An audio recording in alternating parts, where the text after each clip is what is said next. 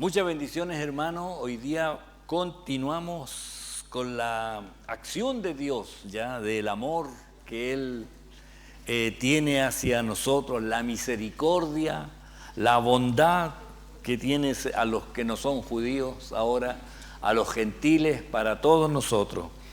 Y la lectura de hoy está en el capítulo 2, desde el verso 11 hasta el 15. Amén. Vamos a leer y luego vamos a orar al Señor. Amén. ¿Lo tienen? Le invito a que se ponga en pie, ya, para que después descanse 45 minutos. Amén. Amén. Dice así la palabra del Señor. Por tanto, acordaos de que en otro tiempo vosotros los gentiles, en cuanto a la carne, erais llamados incircuncisión por la llamada circuncisión hecha con mano en la carne. En aquel tiempo estabais sin Cristo, alejados de la ciudadanía de Israel y ajenos a los pactos de la promesa, sin esperanza y sin Dios en el mundo.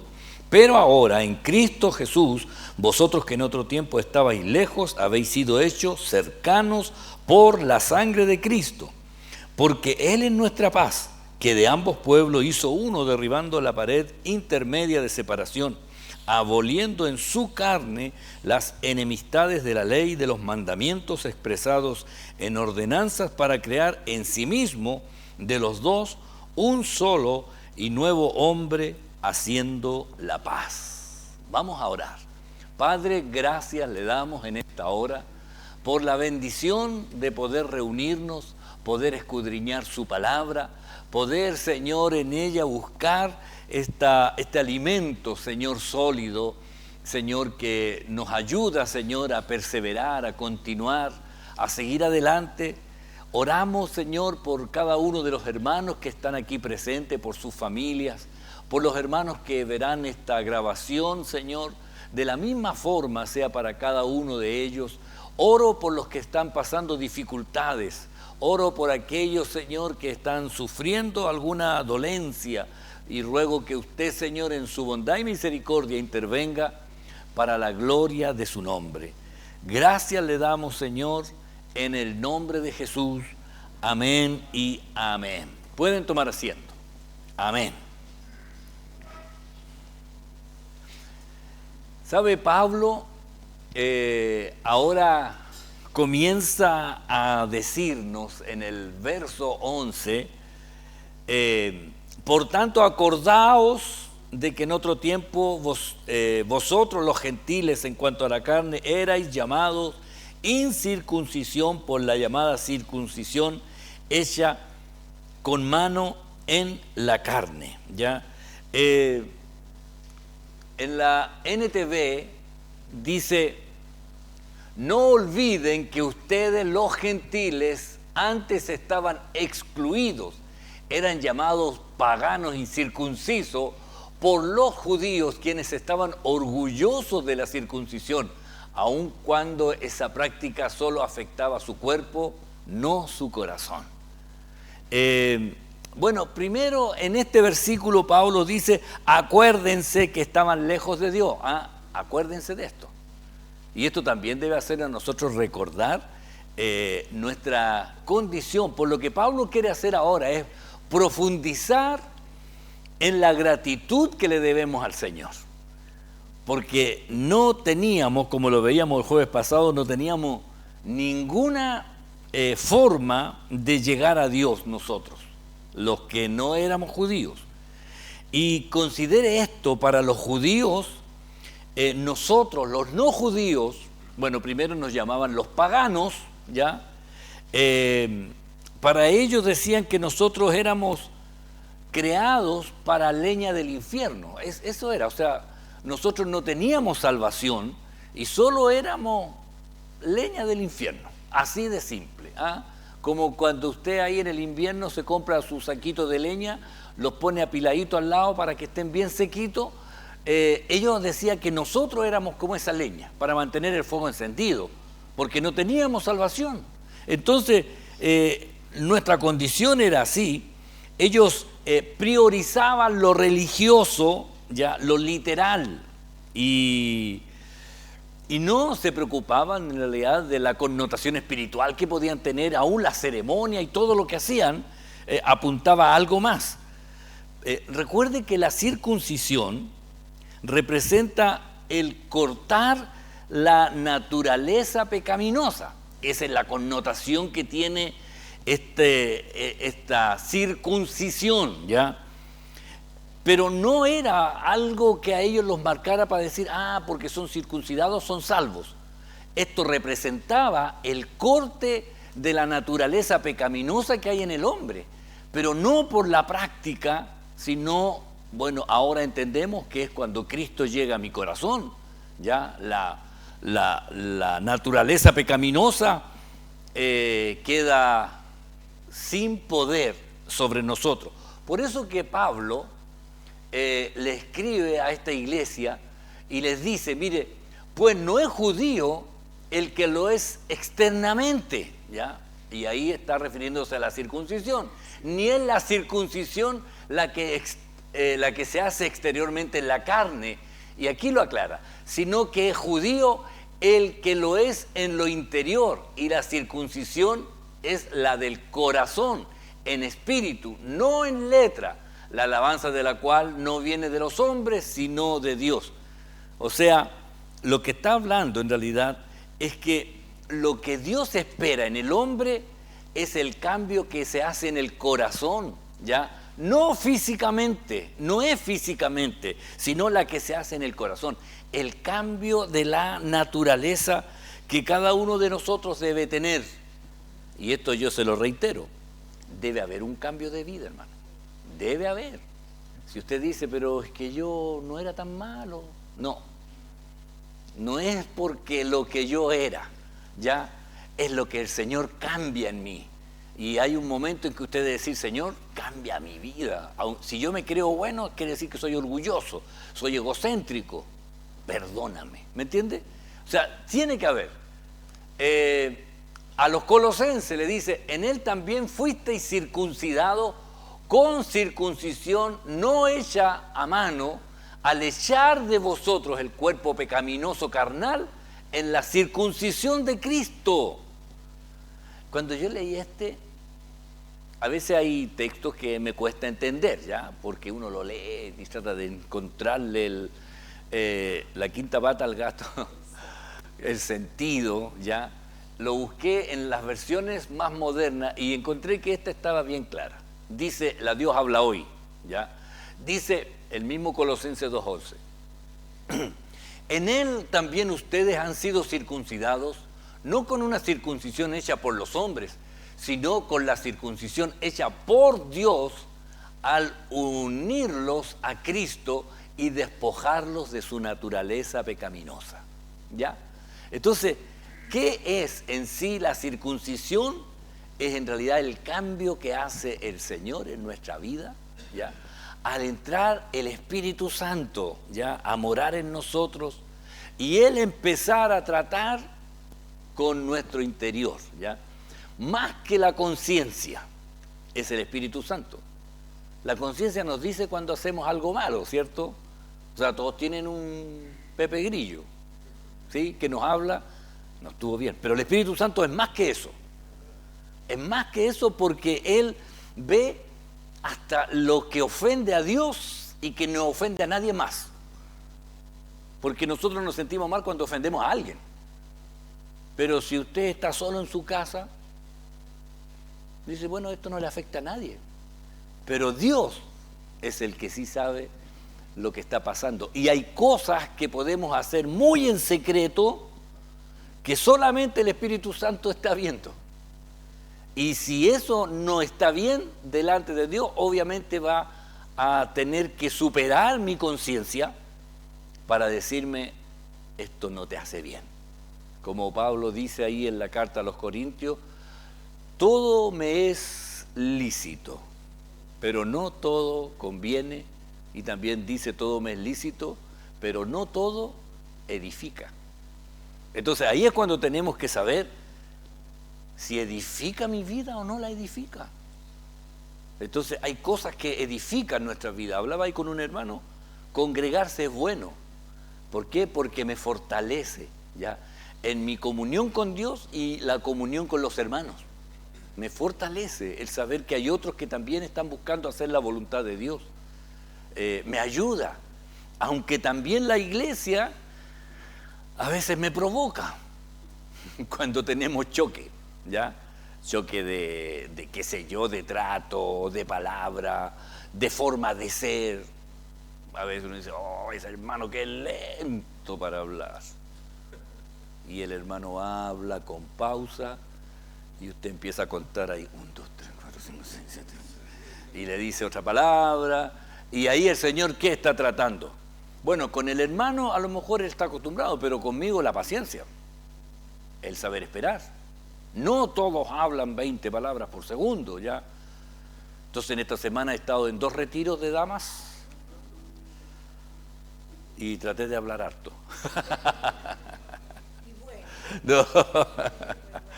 Pero no todos somos iguales. Entonces todos somos distintos y hay gente que habla rápido y hay gente que todo lo dice con un chiste entre medio. Hay otros que son serios, hay otros que son emocionales y se emocionan, ¿me entiendes? Entonces hay personas que son sensibles y uno tiene que tener siempre cuidado, ¿ya? Siempre tiene que tener cuidado. En una ocasión estábamos recién acá en la iglesia, creo que fue el 2º o 3er funeral que hacíamos en la iglesia, y estaba con un hermano que siempre me acompañó en los funerales, en las canciones, entonces, y el hermano me pregunta, ¿qué viene ahora, pastor?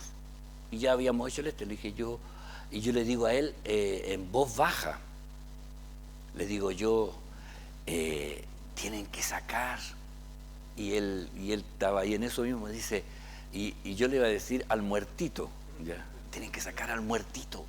Y él se adelanta y me dice, tienen que sacar, y me dice, al fiambre. Él me dice así, al fiambre. Y yo lo miré, pero ¿sabe? O sea, para mí en realidad, yo dije, o sea, no iba a decir eso ya, pero yo iba a decir al muertito, y él me dice, al fiambre. Y yo lo miro y me río, no lo corregí siquiera. Y había una hermana atrás. Y ella dice, ¿cómo es posible que trate así a una persona que se murió? Y ahí yo me doy vuelta y le veo que había una hermana. No, le dije yo, hermana, si no le estamos faltando el respeto, es que yo, y le digo, es que a mí se me olvidó la palabra y él creyó que yo iba a decir eso, pero yo no lo iba a decir. Pero imagínense, claro, no. Entonces, qué sé yo, después, claro, uno dice, pucha, entonces, ahí yo aprendí que hay que tener mucho cuidado.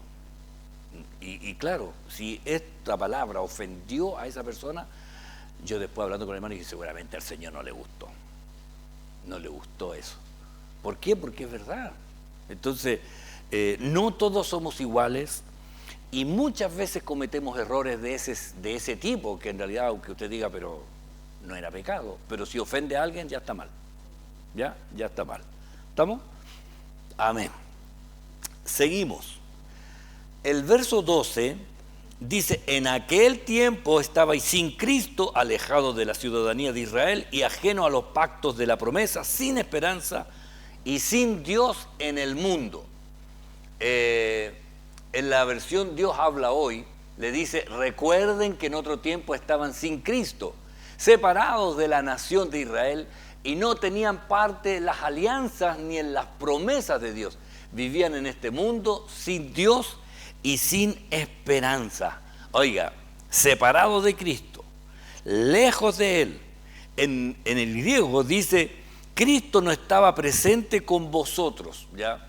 O sea, está traducido, pero el orden de la palabra en griego era así. Cristo no estaba presente con vosotros. Tengo una Biblia, un Nuevo Testamento interlineal griego, ¿ya? Y a veces me pongo a leerlo para saber más o menos, pero me doy cuenta que es como que hablaba Tarzán, así ya, porque usan el verbo a veces después de lo que dicen, entonces es raro, pero la cuestión es que Cristo no estaba presente con vosotros. Eso es lo que Pablo quiere decir, y habla de alejados de la ciudadanía de Israel, y esto, la palabra está relacionado con enajenado, sin ningún derecho, cortados o amputado. Mire, si así es, amputado. Entonces, en el cuerpo es una parte menos y ya no tiene vida con el cuerpo. Así no éramos nosotros, ya excluidos o descartados, extranjeros, ajeno a los pactos y a las promesas. Mire, en el Antiguo Testamento, en el Salmo 147, el 19-20, dice: ha manifestado su palabra a Jacob, ahí se refiere a Israel, ¿ya? Sus estatutos y sus juicios a Israel. No ha hecho así con ninguna otra de las naciones. Ahí está diciendo, solamente son ellos. Y en cuanto a sus juicios, no los conocieron, hablando de los demás. O sea, todo era para Israel. Eso está diciendo aquí el salmista. Todo éramos extranjeros, estábamos lejos, no estábamos metidos en los pactos, no teníamos derecho a las promesas. Y en Gálatas 3:14 dice: para que en Cristo Jesús la bendición de Abraham alcanzase a los gentiles. Y aquí, bueno, en el Nuevo Testamento obviamente Pablo, que le está hablando a los Gálatas, que no son judíos, le está hablando de que la bendición de Abraham, pero ahora en Cristo. Fíjese que todo lo alcanzamos en Cristo, a fin de que por la fe recibiésemos la promesa del Espíritu Santo. Oiga, estábamos lejos, pero ahora en Cristo alcanzamos todas las promesas. Todas las promesas las alcanzamos ahora en Cristo. Por eso es tan importante para nosotros que Cristo sea el centro de todo lo que hacemos. Debemos ser cristocéntricos. Ese debe ser cristocéntrico, no egocéntrico. Cristocéntrico en todas las cosas. En las conversaciones, en todo lo que hacemos. Y aunque venga gente que no es cristocéntrica, nuestra conversación debe llevarlo a Cristo. Siempre debe llevarlo a Cristo. Y esa debe ser nuestra forma de vivir esta vida, ¿ya? Luego dice sin esperanza, y cuando Pablo le escribe, aquí hay, Gálatas de nuevo, dice: ahora bien, a Abraham fueron hechas las promesas y a su simiente, dice, no dice a la simiente como si fueran muchas, sino como de una. Y a tu simiente, y aquí habla, ¿cuál es la simiente? Cristo. Entonces, las sectas falsas se caracterizan por sacar a Cristo o quitarle la relevancia o la importancia que tiene Cristo. Los testigos de Jehová prácticamente lo sacan. Los mormones, aunque lo nombran, lo mencionan, pero no es lo más importante para ellos, ¿ya? Así que para que ustedes lo entiendan, en realidad, siempre es Cristo el que nos hace alcanzar todas las promesas y todas las bendiciones. Y aquí Romanos 15:12 dice, y otra vez dice Isaías, estará la raíz de Isaí y el que se levantará a regir a los gentiles esperarán en él. La raíz de Isaí, recuerde ahí, es Cristo, ¿ya? De esta línea viene él, el que va a regir, el que va a levantar, el que va a hacer nuestra esperanza ahora es Cristo. Entonces, en este tiempo, hermanos, que el tiempo que nos ha tocado vivir, debemos saber que la confrontación será quién está reinando en mi corazón. ¿Quién es el que está reinando? ¿Quién es el más importante para mí en este tiempo? Y debe ser Cristo. No hay nada más. La Iglesia Católica tiene a María, ¿ya? Y a los santos. Hay una iglesia que tiene a una profetisa, Elena de White. Esos son los adventistas. Adventistas, sí. Sí, los adventistas tienen a Elena de White. Sí, tiene libros y todo. ¿Sí? ¿Sí? El sábado, sí. Entonces, pero para nosotros, hermano, es Cristo, ¿ya? Él es el que hizo todo para que nosotros alcanzáramos esta salvación que estábamos excluidos, absolutamente excluidos, ¿ya? Ahora tenemos entrada a la que antes usted ha llegado a los lugares donde dice, la puerta dice solo personal autorizado, only personal, authorization. No me acordé de la palabra.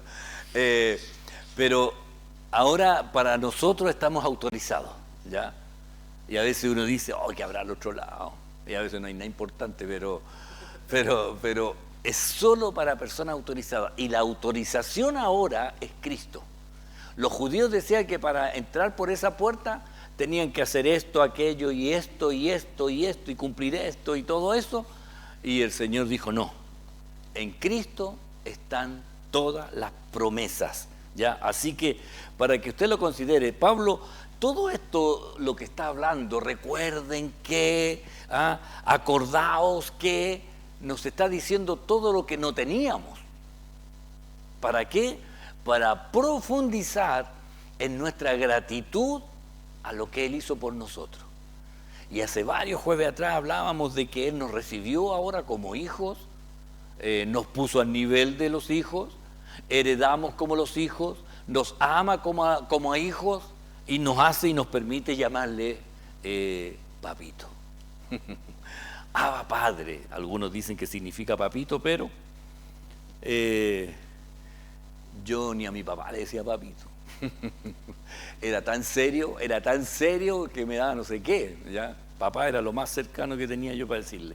Pero Dios nos dice que podemos acercarnos con familiaridad, ¿ya? Con familiaridad a Él, que Él no nos va a rechazar, Él nos ama, nos valora, ¿ya? Nos valora porque Él nos hizo y nos rescató, ¿ya? Hizo dos cosas con nosotros, nos hizo y además nos rescató. Verso 13, aquí dice, pero ahora en Cristo Jesús, vosotros que en otro tiempo estabais lejos, habéis sido hechos cercanos por la sangre de Cristo, ¿ya? En contraste con lo que decía antes, en aquel tiempo estabais sin Dios, qué sé yo, ahora dice, pero ahora en Cristo. Aquí cambia absolutamente todo lo que estábamos antes lejos, ¿ya? Ahora estáis, ahora estáis siendo llamados o sois llamados. Nosotros somos de los llamados. Cuando en Hechos 2 habla de esto, dice, porque para vosotros es la promesa, le está diciendo a los judíos, esto lo dice Pedro, ¿sí? Esto lo dice Pedro en el discurso ahí después de Pentecostés, el bautismo del Espíritu Santo. Y llegaron diciendo, ¿qué les pasa? Están borrachos. Y él empieza a hablar y habla de la promesa de Cristo y del Espíritu Santo que él dijo que vendría, y le habla a los judíos que estaban allí. Le dice, porque para vosotros es la promesa, y para vuestros hijos, y para todos los que están lejos. Y aquí dice, para cuantos el Señor nuestro Dios llamare. O sea, para todos los que Él llame. La promesa no solamente era para ellos y para sus hijos. Recuerde que aquí Pedro todavía no sabía que la promesa era también para los gentiles. Él estaba todavía pensando en los judíos, porque le dice, es para ustedes, para los hijos, para los que están lejos, pero ¿saben que se refería a los judíos que estaban expatriados? Dice, ¿y por qué a los que el Señor llamare? Pero él nunca se imaginó que esta palabra estaba relacionada para los paganos también. O sea, en ese momento todavía no lo sabía, y yo creo que no estaba preparado para recibir eso, hasta que después, cuando el Señor le habla de la conversión de Cornelio, ahí recién, porque él todavía dice, Señor, estos son inmundos. Y cuando llega a la casa de Cornelio le dicen, oiga, y Cornelio dice, bienvenido. Y le dice, usted no sabe cuán repugnable es para mí estar aquí. O sea, y Cornelio, oiga, yo digo, ¿cómo? Podría haberle dicho, ¿sabes qué más? Ándate para tu casa. Si hubiera sido más explosivo. Porque él dice, usted sabe, o sea, va a estar aquí para mí. Y él no sabía que en realidad esto también era para nosotros. Hemos sido hechos cercanos por la sangre de Cristo, ¿ya? En aquel, dice, en quien tenemos redención por su sangre, el perdón de pecados según las riquezas de su gracia. Efesios 1:7. Tenemos redención por su sangre, por su sangre. Oiga, Hace poco hablábamos con unos hermanos y estábamos ahí conversando de las abuelitas especialmente. Mi abuela, Hermelinda Briones Jiménez, ella se convirtió ya cuando quedó viuda, era católica de las que cantaba flores a María y todo eso. Pero cuando se murió su esposo, mi abuelo, Florencio López Vargas, él se convirtió antes de morir. ¿Ya? Él era joven y tenía un problema a los pulmones por el cigarro, el trago. Había sido un mal esposo, un mal padre en realidad, pero en las últimas es cuando Dios da esas oportunidades de última hora. El Señor llega a él y él se convierte. Mi mamá le predicó, mi mamá ya se había convertido, y mi mamá le predicó y él le pidió perdón al Señor. Mi abuelo en una ocasión tiró a mi abuela de una escala. En Valparaíso hay un ascensor que creo que llega al diario El Mercurio, une el cerro de arriba con la calle Esmeralda, una escala. Y mi abuelo, enojado con mi abuela, la empujó para abajo. Mi abuela cayó para vuelta, llegó hasta la calle Esmeralda. Le pusieron una platina en la cabeza porque se fracturó. Oiga, pero cuando llega Cristo a él la llama para pedirle perdón. Mi abuela todavía no era convertida. Claro, ahora me pedís perdón porque no te querís morir, ¿me entiendes? Y él no, pues, él le pidió perdón. Llama a los hijos, que también tenía su historia con los hijos, les pide perdón. Le pide perdón a los vecinos. Vivía en el 5º piso en un departamento en Los Limonares. Y le pide perdón a los vecinos. Él llegaba curado, pegaba patas a las puertas. Y una vez que se arrepiente, mi mamá dice que pasaron unas semanas nomás, 2 semanas, si no me equivoco, y llega el momento de morir. Y él muere con los brazos en alto. Dice que le pide una taza de té a mi abuela. Ya le había pedido perdón y todo eso, y mi abuela ya le estaba preparando el té, y mi abuela escucha la voz de él, que le dice: Hermelinda, mira. Y ella dijo, y se devuelve a mirar, y lo ve que está en la cama sentado, con los brazos en alto, y sonriendo. Baja los brazos, estaba muerto. A raíz de eso, mi abuela se convirtió. Mi abuelo le decía a mi mamá, le decía: mira, si el Señor me saca de esta, yo voy a andar contigo predicando en las calles. Pero ahora mi mamá dice: seguramente el Señor sabía que después se iba porque era muy bueno para hacer promesas, entonces, y cuando se curaba prometía el cielo y la tierra, después se lo olvidaba todo. Entonces mi mamá decía: seguramente no lo iba a hacer, el Señor se lo llevó, el Señor se lo llevó. Y a raíz de eso mi abuela se convierte. Y mi abuela se convierte y empieza a asistir a una iglesia pentecostal en el Cerro Cordillera. Salía a predicar, cantaba en las calles, predicando y todo eso. Y mi mamá tuvo un sueño. Y en el sueño veía a mi abuelo en el cielo. Y él llegaba, y mi mamá llegaba a ese lugar hermoso, dice. Y mi abuelo le decía: flaquita, porque mi mamá siempre ha sido flaquita. Le decía: flaquita, persevera, sigue adelante, porque si tú perseveras nos vamos a encontrar aquí, le dice. Y mi mamá despertó. Y imagínense, mi abuelo no conocía ni la palabra persevera, así que mi mamá decía: ese sueño era de Dios, ya, ese sueño era de Dios. Y mi abuela, yo me acuerdo, ¿por qué le cuento esto? Porque mi abuela siempre usaba la palabra la sangre de Cristo. Y hace poco, por eso le decía, lo conversamos con alguien, y los abuelos antiguamente decían: cúbreme en tu sangre, Señor, cúbreme en tu sangre. No hay ningún texto bíblico que diga eso, ya les digo al tiro. Pero era una expresión que antiguamente se usaba, la sangre de Cristo. Y pasaba y alguien se asustaba y decía, la sangre de Cristo. Y, claro, tiene poder, la sangre de Cristo tiene poder.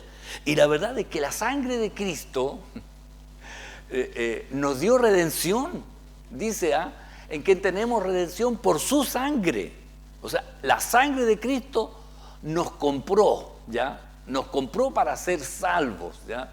Y esto debe ser para nosotros esta gracia que el precio lo pagó el Señor al derramar su sangre.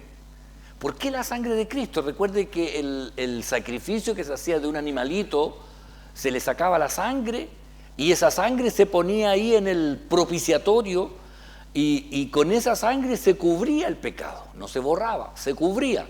Y el Señor decía, murió el sustituto por el pecado del Diego y del Daniel, ¿ya? Claro, los más cercanos, ¿ya? Entonces, la sangre los cubrió a ellos, ¿ya? Porque la hermana Ruth llevó el animalito y toda la familia quedaba, los pecados de la familia quedaban ahí debajo de la sangre. Entonces, la sangre de Cristo, más que los animales, dice, no tapa, borra el pecado. Oiga, lo borra. Entonces, ni siquiera hay un DICOM en el cielo. No hay DICOM. No hay un listado de pecados, ¿ya? Y esa sangre nos limpió de pecado. Ahora, ¿quién tiene poder? Cristo. El nombre de Jesucristo, ¿ya? Para que en el nombre de Jesucristo se doble toda rodilla.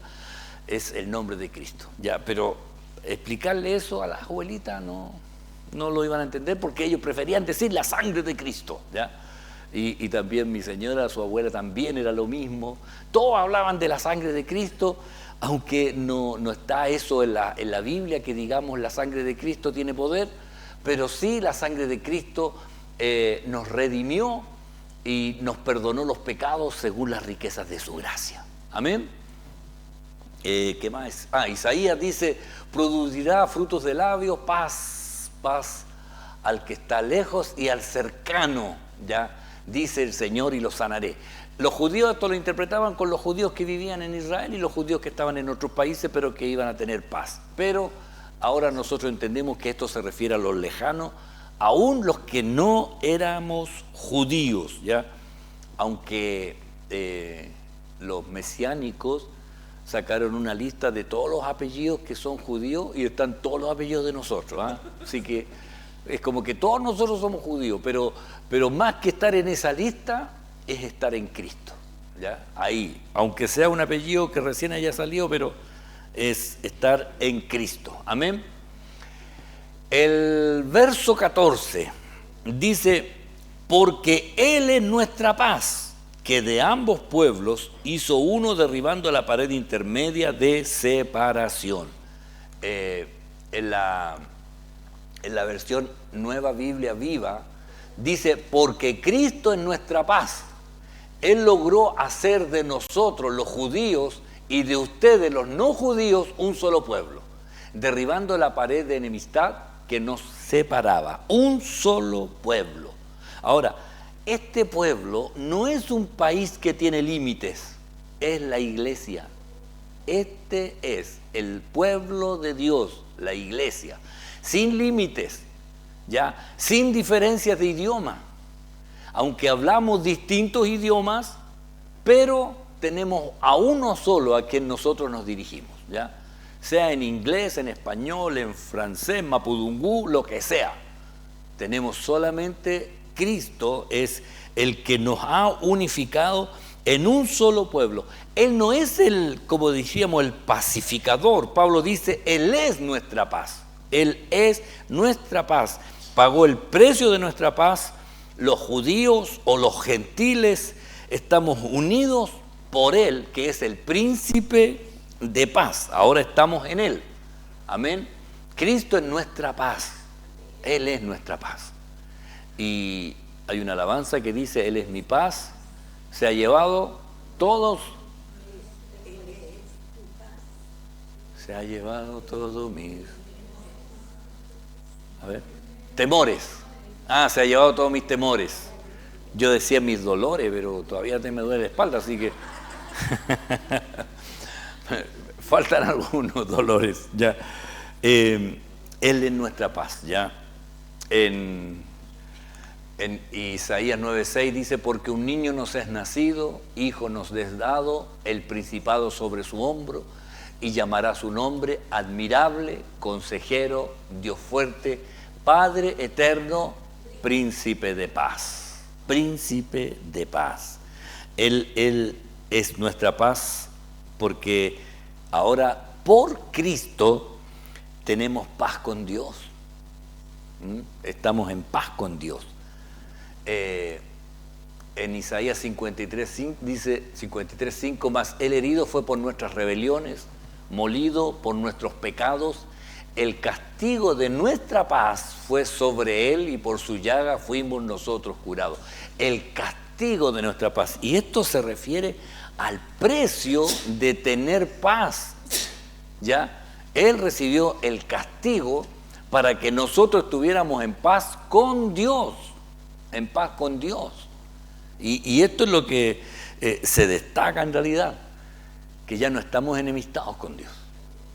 Aunque yo sé que a veces uno dice, no, ya Dios ni me quiere, me he portado tan mal, pero no, Él siempre está presente, Él siempre está atendiendo a aquel que tiene la necesidad de estar con Él, ¿ya? En Colosenses, Pablo escribe a esta iglesia y le dice, y por medio de Él reconciliar consigo todas las cosas, así las que están en la tierra como las que están en los cielos, haciendo la paz mediante la sangre de su cruz, mediante la sangre. Entonces, recuerde que la sangre es la que Él vertió para pagar el precio de nuestro pecado, ¿ya? Y la vertió allí en la cruz. Allí fue donde Él derramó su sangre, pagando por todo nuestro pecado. Y si alguno hubiere pecado, abogado tenemos para con el Padre, a Jesucristo el justo. Ahí aparece en primera de Juan. Hijito, si alguno hubiere cometido pecado, entonces debe saber que tiene a este abogado, que ya tiene el título, hizo la práctica y todo, ¿ya? Y nos defiende. Y nos defiende, ¿ya? Y en el 15 dice, aboliendo en su carne las enemistades, la ley de los mandamientos expresado en ordenanzas para crear en sí mismo de los dos un solo y nuevo hombre, haciendo la paz, ¿ya? En la PDT dice, la ley tenía muchos mandamientos y normas, pero Cristo acabó con esa ley para que los dos grupos se conviertan en un solo pueblo con Él, y así hizo la paz. Ahora, hermano, esta palabra aboliendo, ¿ya? Las enemistades está relacionado con las ceremonias, ¿ya? Las ceremonias de los judíos, que estaban las ordenanzas, los mandamientos, pero cuando Cristo dice que Él no vino a abolir la ley, se refiere a la ley moral, ¿ya? Y aquí está hablando de la ley ceremonial, ¿ya? Todas las ceremonias, ¿ya?, que ellos realizaban, que ni siquiera ellos podían cumplir con todo eso. Fíjese que en Hechos 15:10 dice, ahora pues, ¿por qué tentáis a Dios poniendo sobre la cerviz de los discípulos un yugo que ni nuestros padres ni nosotros hemos podido llevar, los judíos? Y aquí está diciendo que toda esta ceremonia, estos 923 mandamientos o 903, ¿ah? Sí, bueno, más de 900 mandamientos, dice, ni nosotros, ni nuestros hijos, ni nuestros padres lo han podido hacer. Imposible, ya, por medio de los mandamientos. La ley ceremonial, oiga, ni siquiera la podían cumplir, donde están los sacrificios, la impureza, las limpiezas, las fiestas, el día sábado, la Pascua. Hoy día es el Yom Kippur, hoy día es el día del Yom Kippur, que para los judíos es el día del perdón, ya, el día que el sumo sacerdote entraba al lugar santísimo Los judíos, yo lo tengo bien presente porque cuando trabajé para un judío, este día no se trabajaba, era feriado, ¿ya?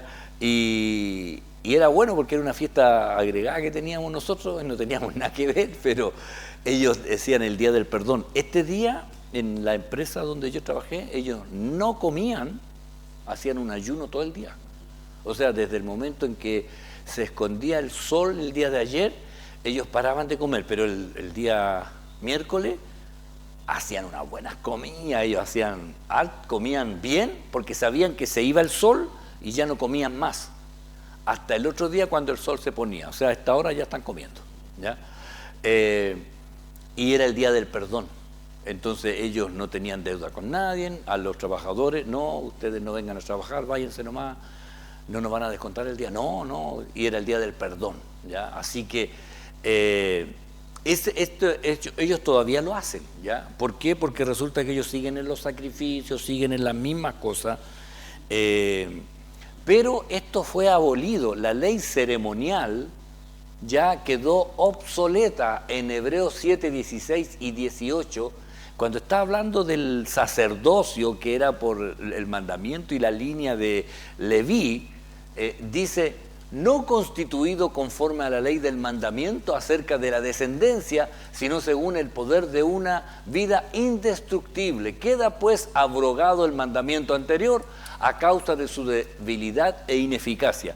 Y está hablando de Cristo, ¿ya? Cristo, el que sin ser de la línea de los sacerdotes pasó a entrar al lugar santísimo. Y dice, por eso ahora queda abolido eso, queda abolido.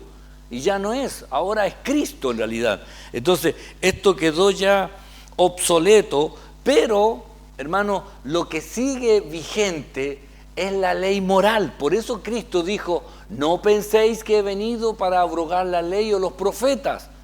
No he venido para abrogar, sino para cumplir.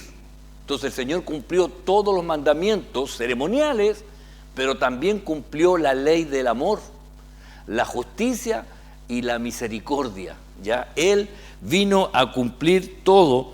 Por eso Pablo, cuando le escribe a los Gálatas, le dice sobrellevar los unos las cargas de los otros y cumplir así la ley de Cristo. Y esta ley, ¿sabe cuál ley es? La ley del amor. Esta es la ley del amor. Ahora, donde yo me preocupo de ayudar a mi hermano, sobrellevar las cargas. Entonces, ahora es cuando rige la ley del amor, donde cada uno de nosotros nos ayudamos en todas las situaciones que tenemos que vivir. Entonces, de saber que si hay alguien que está sufriendo una necesidad, poder orar, poder buscar la manera de ayudarle, de suplir en lo que pueda estar viviendo. Y esto hace que seamos diferentes. ¿Por qué? Porque la ley que tenemos que cumplir ahora es la ley del amor. No es otra ley de mandatos y todo eso. Lo ceremonial quedó obsoleto. Y ahí es donde los mesiánicos están dando la hora, porque están tratando de cumplir las ceremonias que el Señor dijo que ya no tienen valor, ni sentido. Ya hay iglesias que tienen un arca ahí con los querubines en un lado, en el otro lado tienen el candelabro, creo que se llama, menorá, ya bueno, ahí con las 7, tienen pan en una mesita con pan que lo van cambiando cada cierto tiempo, pero todo eso apuntaba a Cristo, ya no tenía otra razón. Entonces cuando ya está Cristo, eso no tiene sentido, no tiene sentido. Los judíos que no recibieron a Cristo, ellos lo están haciendo porque esperan que llegue el Mesías, y todavía lo están esperando en realidad. Por eso hoy día tuvieron su día del perdón. Hubo un atentado en una sinagoga, si no me equivoco, cuando veníamos ahí al retiro de las Loidas. Supe que hubo en Manchester, en Inglaterra, donde juega el Manchester City y el Manchester United.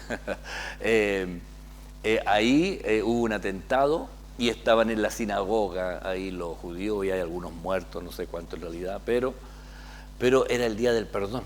Y yo cuando dije, bueno, van a tener que perdonar a los que lo hicieron porque ellos son los del día del perdón en este día. Así que, hermano, pero el Señor nos manda ahora a cumplir la ley de Cristo. Y cuando Pablo le dice a los Gálatas, sobrellevar los unos las cargas de los otros. Y ahí es donde tengo que aprender a considerar a los demás, que a lo mejor son más inexpertos, más nuevos, más débiles, diferentes, pero tengo que aprender a esperarlo y a ayudarle a avanzar en esta carrera que no es para llegar primero, sino es para llegar, para llegar. ¿Alguna pregunta, alguna acotación, algún comentario? ¿Amén? Mire, terminamos antes. Vamos a orar entonces al Señor. Amén. Le invito a ponerse en pie, dar gracias al Señor,